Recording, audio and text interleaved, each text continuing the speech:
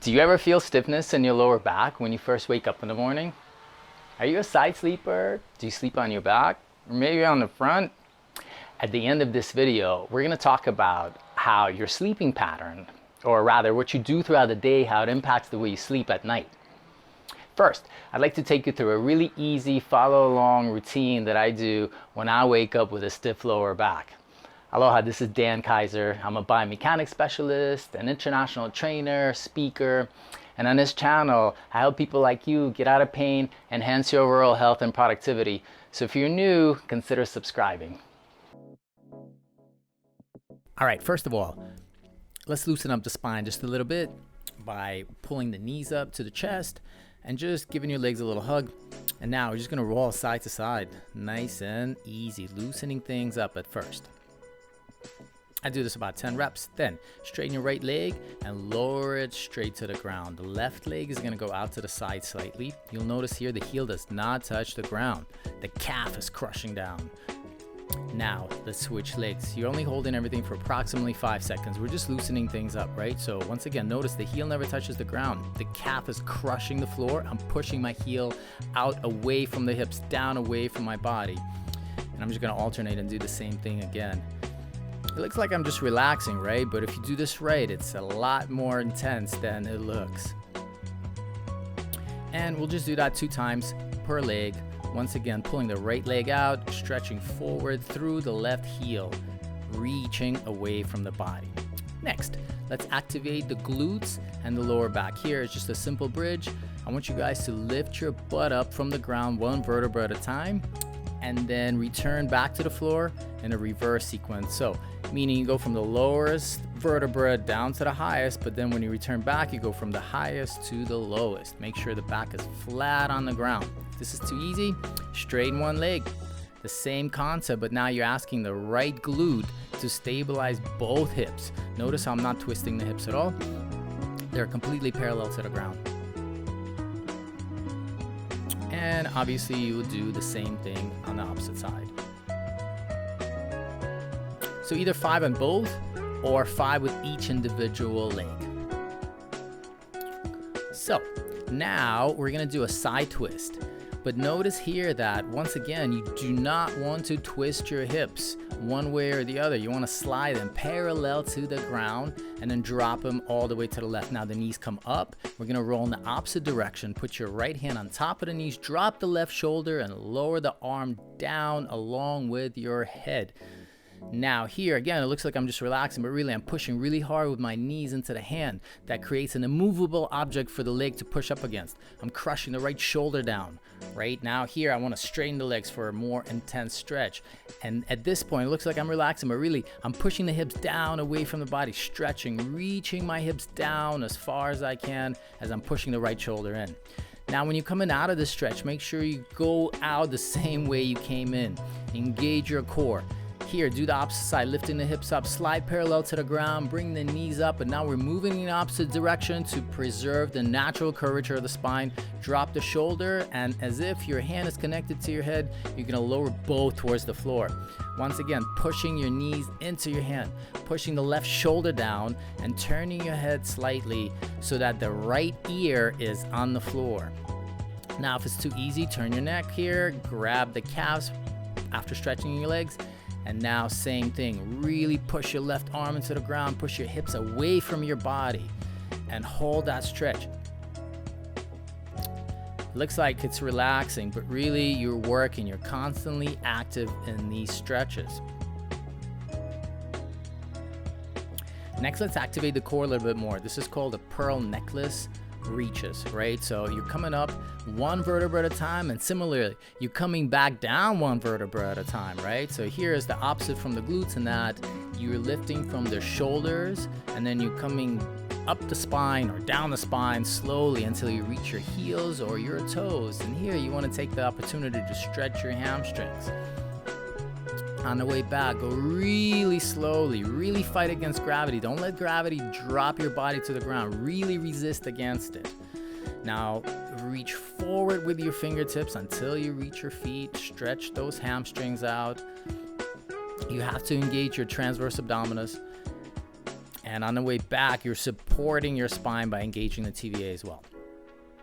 So if that's too complicated, you can do the TVA crunch. If you don't know how to do that, I'll put a link in the description below. But this is basically the basic TVA crunch. Your lower back has to be on the ground. And when you come back up, is a good time to stretch your hamstrings, right? So you would do the core activation prior to the hamstring stretches if you aren't able to do the pearl necklace. Next, let's take a look at the cat, cow, cat. Here, you notice there's like a string that somebody's pulling from my upper back. My hips are coming forward, and now we're gonna reverse it into the cow, where I drop my belly down to the ground, lift my head up, lift the hips up, and back to the cat, really pushing my hands through the ground. The elbows should be locked here. And then once again, you'll see that rounded posture in my back. And now I'm just gonna curve and arch my back the other direction. And now this is more like a rocking cow. You'll notice that certain places you'll feel more tension than others. For some of you, it might be closer towards the hands, others closer towards the hips. So I encourage you to just rock back and forth while in the cat and then cow position. Next, let's stretch our inner thighs. This is a really easy variation here. You'll feel more stretched by reaching back behind you. So when you come forward, the stretch will subside, and then you're gonna reach back and sit back towards your heel. Do that 5 times. And then when you feel less of a stretch, I want you to pull your foot off the ground, reach back, and now reach forward with your body right in between the knee and the foot. Find a midline and then reach towards that direction. On the opposite side is the same thing. As you move back, you'll notice more and more stretching in your inner thigh. And this is for the right leg. The straight leg is the one you're really stretching.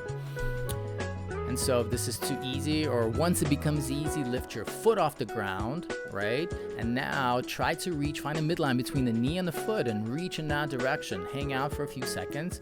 If that's too easy, you can do the Cossack stretch. Here, you'll notice that I'm blocking the knee with my arm. When we do the other side, it'll be easier to see how I do not want that knee to come in. So with my shoulder, I'm blocking it, stretching that inner thigh. The foot is already elevated. The knee should be right above the heel, and once again you can reach forward to enhance that stretch. And by forward, I mean a midline between your heel of the right foot and the heel of the left. Next, let's look at a squat mobility routine. Here, I want you guys to just keep your hands in a prayer position. If it's too easy, make fists. You'll feel this in your inner thighs. You can straighten your arms, and the whole time the legs are pushing straight into the arms. Now, the right hand comes down, the left arm comes up. Reach up to the ceiling as high as you can, really stretching the lower back on the right side, and now on the left. I might have said that backwards, but you'll feel it the right way. So blocking the knee with one arm and reaching with the other. If you can't get into the full squat, deep squat, if you're having a hard time mobility, just hold on to something. Go into the half squat. Just go wherever you feel comfortable. Once again, pulling your knees apart, pushing your legs into the arms, or grab the chair, reach up, whatever your range of motion is, wherever you are, it's perfectly fine. Sooner or later, you'll be able to get down towards the floor. Now we're gonna do something I call floor reaches. You're just gonna interlace your arms and just reach down with your elbows, stretching your entire posterior chain. From the calves to your hamstrings, the glutes, you can even grab your toes and stretch the hamstrings even more. The lower back, everything will be stretching in this position. If you can grab your ankles, wonderful. If this is too much for you, make sure if this is your range of motion, you're not arching your back like that, but keeping it straight, right? You don't want to bow your back in the morning. It's not going to help you get rid of that stiffness. And now we're going to do something I borrow from Tai Chi. It's almost like you're holding this energy barrel and you're just rolling it left and right, side to side. And now I want you to add your hips by rolling them or moving them in the opposite direction. So it's as if you're wringing out a towel. Your hips are moving to the right, the arms are moving to the left. Or the arms are moving clockwise, the hips are counterclockwise, and we're just gonna reverse that. And let's finish off with the Spartan salutations. You're gonna do a forward fold and a deep squat before coming back up, locking the glutes. Once again, the arms come up as you inhale, exhale on the way down, squat, inhale and exhale as you come up. Let's do 5 of these. So once again, arms come up, Exhale, forward fold. Inhale, squat as deep as you can and come on back up. Here's a cool variation. If you can do this, I want you to just place your hands on the ground. Hold them there as you do the squat. Now raise your arms up and come up from that deep squat. One last time. Forward fold on the exhale. Inhale into a deep squat, reach up, and exhale as you come up. This is how you sleep, on your back. That's awesome, good for you. Most people actually prefer to sleep on their sides. I'll show you why in a second. If this is your sleeping posture, watch this. It's remarkably similar to a sitting posture, right? Most people like that are office workers. If you're a student, if we sit a lot during the day, the hip flexors, these muscles get really tight.